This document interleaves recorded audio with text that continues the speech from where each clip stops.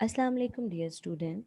This is second lecture of Food Chemistry 330, and here we will discuss about the nature of water in foods.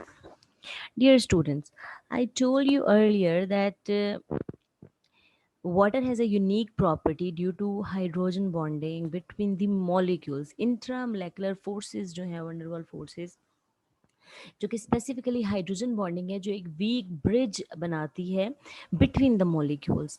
ये जो है इसको unique properties देती है water को कि ये 4 डिग्री सेंटीग्रेड से जब नीचे जाता है तो इसकी डेंसिटी जो है वो कम होना शुरू हो जाती है। That's why ice floats on water. इसी तरह से जो वाटर है ये एक यूनिवर्सल सॉल्वेंट है। बहुत सारे जो पोलर सब्सटेंसेस जो होते हैं, इसके अलावा बहुत सारे नॉन पोलर सब्सटेंसेस जो हैं वो भी इसके अंदर इजीली डिसॉल्व हो जाते हैं। अब फूड के अंदर वाटर किस किस फॉर्म में एग्जिस्ट करता है, आई ऑलरेडी टोल्ड यू कि इन 3 बेसिक फॉर्म्स में ये एग्जिस्ट करता है। Free water as in oranges, as in tomatoes. जब आप उनको स्लाइस करते हैं, कट करते हैं, स्क्वीज़ करते हैं तो उसमें से वाटर निकलता है। That is free water present among the intercellular spaces. उसके बाद क्या होता है कि जब ये फ्री वाटर जो है, इसके बाद दूसरा वाटर जो होता है जो फिज़िकली बाउंड वाटर होता है, लाइक जो अब्जॉर्ब तो है उसके अंदर बट नॉट फिजिकली अवेलेबल। इसकी एग्जांपल हम ऐसे दे सकते हैं जैसे वो एप्पल और मिल्क की एग्जांपल दी थी कि एप्पल के अंदर वाटर जो है एब्जॉर्ब्ड फॉर्म में है और फिजिकली बाउंड वाटर है। उसके लिए अगर हम इसको स्क्वीज़ करते हैं तो हमें एनर्जी की ज़रूरत है उसमें से वाटर को एक्सट्रैक्ट करने के लिए। तो ये वाटर जो है उसके अंदर जो है वो प्रेजेंट है इन फिजिकली बाउंड फॉर्म। इसी तरह से जो फिर हम एग्जांपल जो केमिकली बाउंड वाटर की जो एग्जांपल है, वो थी जैसे मैंने आपको एक एग्जांपल दी थी कि आप जो है वो केमिकली बाउंड वाटर, जैसे आप ग्लूकोज का फॉर्मूला देखें C6H12O6, उसमें hydrogen and oxygen are in the ratio of water, that is 2:1। तो बेसिकली वो, और जब इसको स्प्लिट करते हैं या जब ये ऑक्सीडाइज हो जाता है ग्लूकोज का मॉलिक्यूल, तो एंड के हमारे पास जो प्रोडक्ट बचती है वो कार्बन डाइऑक्साइड प्लस वाटर ही होता है। तो this kind of water is chemically bounded water. इसके अलावा जो वाटर ऑफ हाइड्रेशन होता है, जो कि उसके जो है वो क्रिस्टल लैटिस के अंदर होता है, that is also bound form of water, chemically bound form of water. Food solutions, इसके अलावा फूड सॉल्यूशंस जो हैं उसमें डिस्पर्शंस हैं जिसके अंदर सॉलिड और सेमी सॉलिड पार्टिकल्स होती हैं और are evenly distributed in water. जो अब यहाँ थोड़ा सा प्लीज़ इसको इस पे गौर करें कि डिफरेंस आएगा यहाँ पर फूड सॉल्यूशंस का, कोलाइडल सॉल्यूशंस का। Wait, okay, nature of food dispersions. What is food dispersion? Dispersion is a system of fine particles evenly distributed in a medium. Dispersion होता क्या है? डिस्पर्स होना, फैलना, किसी चीज़ के अंदर जो है वो मर्ज हो जाना। तो एक डिस्पर्शन एक ऐसा सिस्टम है फाइन पार्टिकल्स का जो कि किसी भी मीडियम के अंदर इवनली डिस्ट्रीब्यूटेड हो। ये नहीं कि कहीं कम कहीं ज़्यादा, बल्कि इवनली जो है होमोजीनियसली। वाटर मॉलिक्यूल जो है इनकी डायपोल नेचर है। डायपोल नेचर, और already told you that it has a partial positive and partial negative charge, partial positive on hydrogen ends and partial negative on oxygen end. Non-ionic but polar compounds are dissolved in water because of hydrogen bonding between water molecules। जो non ionic होते हैं यानी polar compounds, जिनकी polarity होती है, जिन पे partial positive and partial negative charge होता है, वो हाइड्रोजन बॉन्डिंग की वजह से वाटर मॉल के अंदर जो है वो डिजॉल्व हो जाते हैं। And groups such as alcohol, aldehyde, and ketones, right? Several components are found dispersed in water phase in the food. Important component जैसे कार्बोहाइड्रेट, लिपिड, प्रोटीन, विटामिन्स इन पोलर हैं चाहे नॉन पोलर हैं, they can be dissolve into the water. Now food solutions क्या हैं? Food solutions ऐसे डिस्पर्शंस को बोलते हैं जिसके अंदर सॉलिड या सेमी सॉलिड पार्टिकल जो हैं इवनली डिस्ट्रीब्यूट हो जाते हैं वाटर के अंदर। फॉर एग्जांपल सॉल्ट को लें, पानी के अंदर आप डिज़ोल्व करें तो वो पानी का पार्ट बन जाते हैं, वो इस तरह से। अच्छा, डिस्पर्शन इसलिए कि वो पार्ट तो बनते हैं but they are not chemically bound. आप किसी भी टाइम वाटर को एवेपोरेट करें और सॉल्ट जो है वो उसके अंदर से आप जो है वो सिक्योर कर सकते हैं।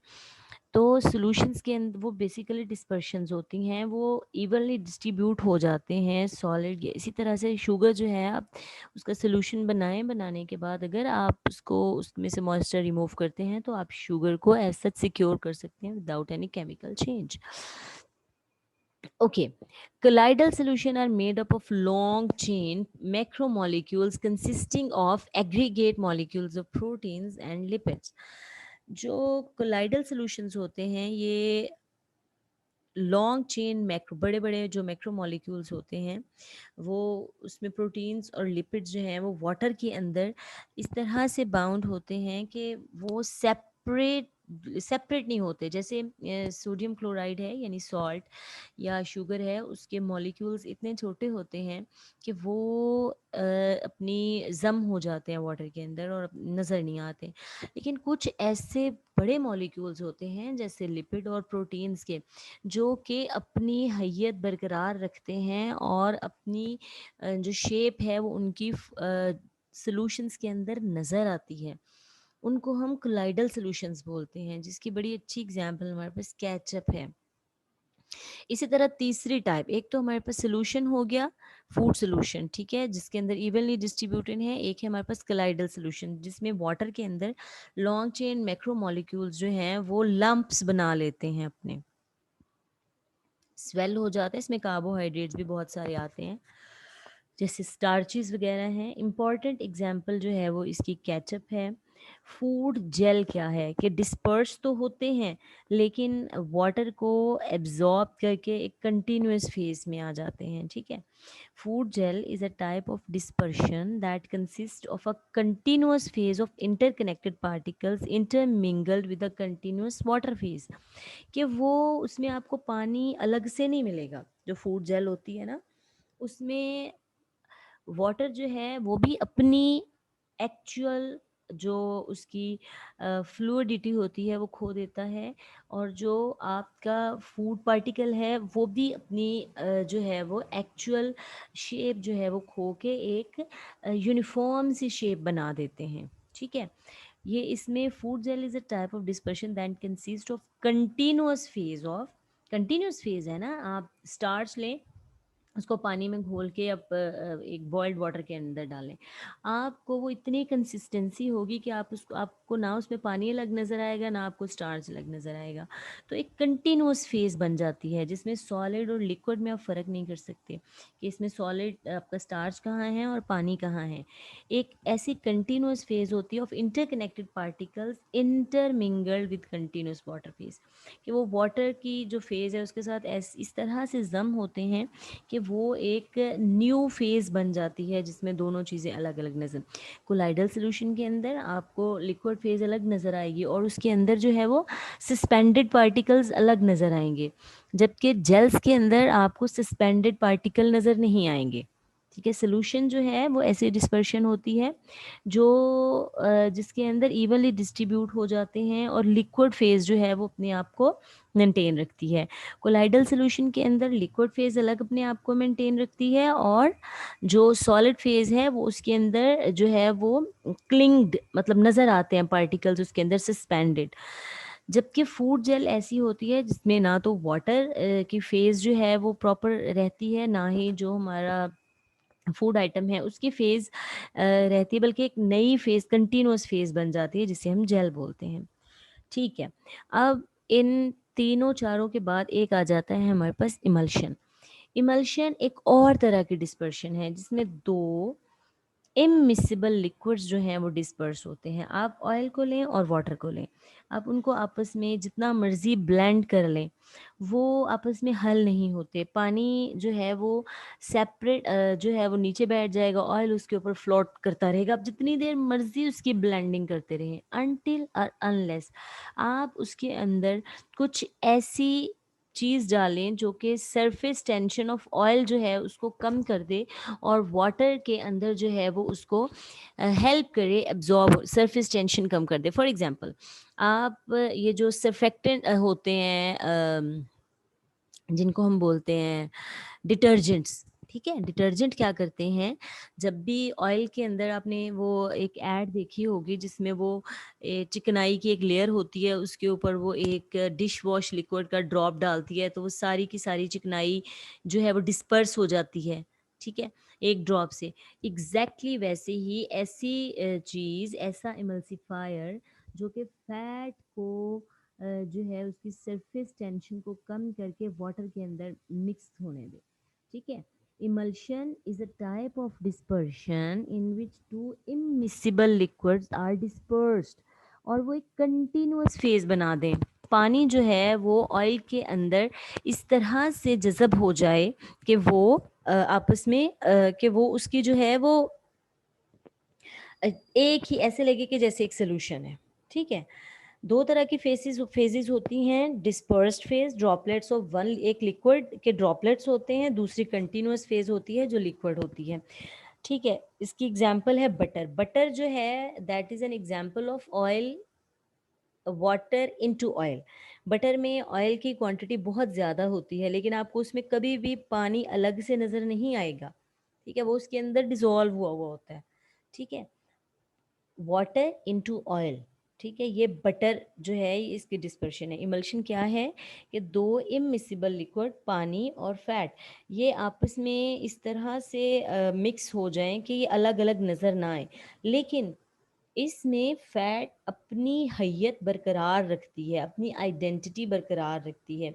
बटर के अंदर आप आसानी से कह सकते हैं इसके अंदर 20% जो है वो वाटर है, 80% इसके अंदर जो है वो मिल्क फैट है। तो क्या होता है कि जो आप उसके अंदर से वाटर को सेपरेट कर सकते हैं थ्रू फिजिकल मेथड्स। तो क्या हुआ कि बटर जो है it's an example of water into oil, जबकि मिल्क, मिल्क एक लिक्विड फेज है, इसकी फैट अलग हो जाती है। इसका मतलब ये है कि ये फैट के fat into oil into fat है, सॉरी, ऑयल इनटू वाटर। दो तरह की इमल्शंस होती हैं, oil into water and water into oil, ठीक है। WO and OW, O/W, W/O। Oil in water की एग्जाम्पल है मिल्क, और वाटर इन ऑयल की एग्जाम्पल है बटर, ओके। यानी हमने तीन तरह की जो है वो डिस्पर्शंस पढ़ ली हैं। एक है फूड सोल्यूशन, एक है कोलाइडल सोल्यूशन, एक है फूड जेल, ये तीन, और चौथी है emulsion, right. Okay, role of water food के अंदर क्या रोल है, हम ह्यूमन बॉडी के अंदर वाटर का क्या रोल है ये तो हम पढ़ चुके हैं, लेकिन वाटर का रोल फूड्स के अंदर क्या है basically, let me tell you. Water contributes greatly to the desirable native qualities of water. Water की जो बहुत सारी जो किसी भी फूड की क्वालिटीज़ होती हैं, एक जो फूड है वो एक पूरे का पूरा सिस्टम होता है, ठीक है। एक जब तक फूड जो है वो जैसे प्लांट्स है, वेजिटेबल्स हैं या फिश है, या जब तक ये अलाइव होते हैं तब तक ये पूरे का पूरा सिस्टम होता है, एक अलाइव सिस्टम। उसके अंदर वो सारी की सारी चीज़ें होती हैं जो किसी भी ह्यूमन बींग्स के अंदर होती हैं। Similarly they possess a good quality or good quantity of water into it. Presence of water in the required amount and form is necessary for acceptable quality of water. अगर बिल्कुल shrivelled किस्म के seeds होंगे, 12% water नहीं होगा बल्कि 5 या 6% water होगा सीड्स के अंदर, वो इतने श्रिवल्ड होते हैं, इतनी उनकी डिटीरियोरेटेड क्वालिटी होती है सिमिलरली आपके जितने भी फ्रेश वेजिटेबल्स हैं, जितने भी फ्रेश आपके फ्रूट्स हैं, अगर इनमें से वाटर जो है वो ट्रांसपायर होता है, वाटर उसके अंदर से इवेपोरेट होता है, तो उसकी स्किन ख़राब हो जाती है, श्रिंक हो जाते हैं, टेस्ट जो है वो उसका इफ़ेक्ट होता है. The amount and state in which it appears are important in determining the storage life of the food. Fresh fruits and veggies are high in moisture with sufficient available moisture. Such foods have shorter shelf life than grains and dry seeds that contain much less water, mostly bound in cell. Water बहुत कम है dry seeds के अंदर और grains के अंदर, और वो भी बाउंड फॉर्म में. Recognition of water amount and its availability for physical, chemical, and biological changes in food system helps to understand about the spoilage of food and their prevention. It's very important. ये देखना कि कितना water present है for microbial deterioration, for intrinsic deterioration, for extrinsic deterioration. ठीक है, अंदर ही अंदर enzyme activity के लिए कितना चाहिए, फिजिकल एक्टिविटी उसके अंदर जो फिजिको केमिकल एक्टिविटीज़ हो रही हैं उनके अंदर कितना चाहिए, बायोलॉजिकल चेंजेस जो टेक प्लेस हो रही हैं उनके अंदर उसके लिए कितना वाटर, ये बड़ा ज़रूरी है. उसके फूड की स्पॉइलेज कैसे आप रोक सकते हैं या कैसे शेल्फ लाइफ एक्सटेंड कर सकते हैं किसी फूड सिस्टम के अंदर. मेजर जो है वाटर की क्वांटिटी और अवेलेबिलिटी बड़ी ज़रूरी है, और इस अवेलेबिलिटी ऑफ वाटर को कहते हैं वाटर एक्टिविटी. ठीक है, बहुत सारी चीज़ें हैं जिनके अंदर वाटर प्रेजेंट तो होता है हाई क्वांटिटी में, लेकिन वो अवेलेबल नहीं होता. और जो अवेलेबल वाटर होता है वो available for physico chemical reactions, available for microbial activity, वो वाटर स्पॉइलेज क्रिएट करता है. लेकिन अगर वाटर प्रेजेंट है and that is not available, ठीक है, वो जो वाटर अवेलेबल नहीं है, वाटर प्रेजेंट तो है, इसकी बड़ी अच्छी एग्जांपल है जैम. आप लोग जब जैम प्रिपेयर करेंगे यू पीपल विल सी कि जैम के अंदर जो है जो वाटर है पेक्टिन के साथ बाउंड हो जाता है. वाटर तो उसके अंदर अच्छी खासी क्वांटिटी में है but that is bound with pectin, वो बाउंड हो जाता है और अवेलेबल नहीं रहता माइक्रोबियल स्पॉइलेज के लिए. ठीक है, water is an essential element for all forms of life, serves as a medium for most metabolic activities. It acts as a carrier of nutrients and waste products to and from the body of an organism. Like higher plants and animals, organisms require moisture for their activities. Okay, molds are capable of growing in very low available moisture. अब ये available moisture जो होता है ये ज़रूरी नहीं होता. ठीक है, ये इतना ज़रूरी नहीं होता कि अगर किसी के अंदर 50% वाटर है, ज़रूरी नहीं है वो 50% वाटर जो है वो अवेलेबल हो फॉर मोल्ड्स, फॉर बैक्टीरिया.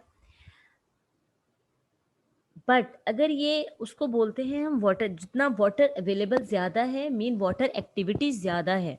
ठीक है, molds are capable of growing in very low available moisture. Yeast and bacteria require more moisture for their activities. Each organism has a minimal, maximal, and optimal water activity for the growth. Amount of moisture available for microbial and other activities, and it affects the foods, can be considered in terms of equilibrium, relative humidity, and water activity. Relative humidity refers to the macro environment surrounding to the material. किसी भी material के इर्द गिर्द जो है वो humidity कितनी है, और वो जो वाटर वेपर्स निकल रहे हैं उस चीज़ के अंदर से. ठीक है, water vapours, percentage of water vapors in the air compared to the maximum quantity of water vapors which the same volume of air can hold at the same temperature and pressure. ठीक है, most commonly ये है water activity की डेफिनेशन. It is the percentage of water vapours in the air compared to the maximum quantity of water vapors which the same volume of the air can hold at the same temperature and pressure. मतलब वो amount of water जो कि वे किसी भी, मतलब आप एक खुली प्लेट रख दें, ठीक है, और खुली प्लेट रख दें पानी डाल के प्लेट के अंदर हवा में, और साथ में एक एप्पल रख दें. वो जो खुली हवा खुली प्लेट में से वाटर निकल रहा है ना, इवेपोरेट हो रहा है, और जो एप्पल में से वाटर इवेपोरेट हो रहा है, बोथ आर वाटर एक्टिविटीज. तो किसकी वाटर एक्टिविटी ज़्यादा है? वो जो ओपन प्लेट पड़ी हुई है उसकी वाटर एक्टिविटी ज़्यादा है, उसमें से ज़्यादा मॉइस्चर इवेपोरेट हो रहा है as compare to that apple. उस एप्पल के अंदर जो है वो उसकी कोटिंग है, एक पूरा सिस्टम है, वो कोटिंग जो है वो इवेपोरेशन को रोकती है। तो जो किसी भी फूड मटेरियल के अंदर से वाटर वेपर्स जो हैं निकलते हैं, वो बेसिकली वाटर एक्टिविटी शो करते हैं एट अ पर्टिकुलर टेम्परेचर। अगर टेम्परेचर थोड़ा सा ज़्यादा होगा, इवेपोरेशन का अमल तेज़ हो जाएगा, वाटर एक्टिविटी तेज़ हो जाएगी। सो वी अब मैंने बड़ी इजी सी एग्जांपल दे के आपको वाटर एक्टिविटी समझाने की कोशिश की है। It is the percentage of water vapours in the air compare to the maximum quantity of water vapours with the same volume of air can hold. मतलब वो वॉल्यूम ऑफ एयर तो वो जो एप्पल के ऊपर है वो भी उतना होल्ड कर सकता है जितना वो खुली प्लेट के ऊपर एयर जो है वो होल्ड कर सकती है वाटर, लेकिन वो कम वाटर एक्टिविटी होगी एप्पल की, क्योंकि उसके ऊपर कोटिंग है, right? Most commonly, free moisture available in foods for microbial and other activities is described in terms of another term, water activity, right? This can be defined as equal to 100 part of the corresponding relative humidity in moisture equilibrium with the food. Equal relative humidity over 100. Pure water की 1 होती है क्योंकि जितना maximum air जो है वो कर सकती है, अब्जॉर्ब जो है एयर अब्जॉर्ब कर सकती है। Where most of the fresh foods है वाटर एक्टिविटी है वो 0.99, ठीक है। लेकिन वो अगर स्लाइस करके आप एप्पल को रखेंगे उसकी वाटर एक्टिविटी जो है वो तकरीबन 0.99 होगी। लेकिन अगर वो वैसे ही पड़ा हुआ है उसके ऊपर बल्कि आप थोड़ी सी वैक्स की कोटिंग कर दें ताकि एवेपोरेशन जो है वो मज़ीद स्लो हो जाए। Available water and water activity decreases exponentially with the addition of sugars and salt in the particular food. मैंने पहले बताया है कि पैक्टिन और शुगर्स जब आप जैम में डालेंगे या आप अचार के अंदर सॉल्ट डालेंगे तो वो उसकी वाटर एक्टिविटी जो है वो कम हो जाती है। Dry foods like wheat and rice are regarded as safe because of their low moisture content available for microbial growth. During humid conditions, some mold growth may be evident due to condensation of moisture. होता है कि उसमें से हवा जो जो आपकी air के अंदर जो ह्यूमिडिटी होती है ना वो आपकी फूड पार्टिकल्स के ऊपर कंडेंस हो जाती है and it provides free moisture और फिर वहाँ पर जो है वो मोल्ड्स वगैरह ग्रो होते हैं। Food with higher moisture contents than in the stable foods support the growth and activities of most microorganisms leading to their spoilage। ठीक है, जिसके अंदर जैसे दूध की एग्जांपल है वो तो मतलब इक्वल टू 1 ही समझ लेना कि वाटर ही है वो, उसकी वाटर एक्टिविटी मैक्सिमम है, इसलिए जो है मिल्क जो है उसकी स्पॉयलेज इतनी जल्दी हो जाती है। Okay, most role of water activity in food processing. Most of the microorganisms require an optimum amount of water for their growth. Lesser is the moisture, lesser is the microbial growth, and greater is the shelf life. Simple सा rule है. Manipulation of water content is the principal rule in the food processing to control microbial activity. हम ये जो water content है ना इसको manipulate करते हैं, इसको या कम कर देते हैं या बाउंड कर देते हैं या जो है वो इस तरह से करते हैं कि वाटर जो है वो इसके अंदर दोबारा ना जा सके। तो बाउंडेड वाटर दो ही तरीके हैं, या तो मॉइस्चर कंटेंट कम कर देते हैं या बेसिकली वाटर एक्टिविटी कम करनी है हमने। The basic principle is kept in mind during the processing of dehydration, evaporation, and concentration. When sugar, salts, and other water binding substances are used in foods, क्या करते हैं कि ये बेसिक प्रिंसिपल जहन में रखा जाता है कि जब भी फूड मतलब डिहाइड्रेशन करते हैं, पानी निकाल देते हैं, इवेपोरेशन के ज़रिए कंसंट्रेट करते हैं, ठीक है? कंसंट्रेट करके शुगर या वाटर बाइंडिंग एजेंट्स जो हैं वो उसके अंदर डालते हैं। तो इसका मकसद यही होता है कि हम वाटर एक्टिविटी को डिक्रीज़ कर रहे हैं। You can see here distilled water, fresh meat, fish, milk, fruits, vegetable, इनकी water activity almost equal to 1 होती है और इसके अंदर एक ही माइक्रो ऑर्गेनिज्म है क्लॉस्ट्रीडियम बोचुलाइनम, जो कि सिवियर किस्म का फूड पॉइजनिंग जो है, क्लोस्ट्रीडियम बोचुलाइनम तो फूड पॉइजनिंग कॉज करता है इमीडिएट, क्योंकि ये टॉक्सिन्स प्रोड्यूस करता है। टॉक्सिन्स, एक होता है कि माइक्रो ऑर्गेनिज्म ज़्यादा हो गए, एक होता है कि माइक्रो ऑर्गेनिज्म प्रोलिफरेट भी करते हैं और टॉक्सिन्स भी प्रोड्यूस करते हैं, जहरीले मादे। सॉसेस के अंदर। इस तरह फ्लोर, केक्स और सीरियल्स जो हैं उनकी 0.9 के करीब होती है। इसके अंदर कुछ एनारोबिक बैक्टीरिया जिसमें साल्मोनेला ऑरियस हो गया, ये एनारोबिक, और इसके अलावा यीस्ट वगैरह जो हैं। अच्छा, अब सॉल्ट प्रिजर्व फूड या जैम 0.8 तक इनकी वाटर एक्टिविटी होती है, लेकिन क्योंकि हम ज़्यादातर इनको फ्रिज वगैरह में रखते हैं, इसके अंदर प्रिजर्वेटिव भी डाले होते हैं, इसलिए ये इनकी जो होती है वो शेल्फ लाइफ बेहतर होती है। अब ये जो 0.7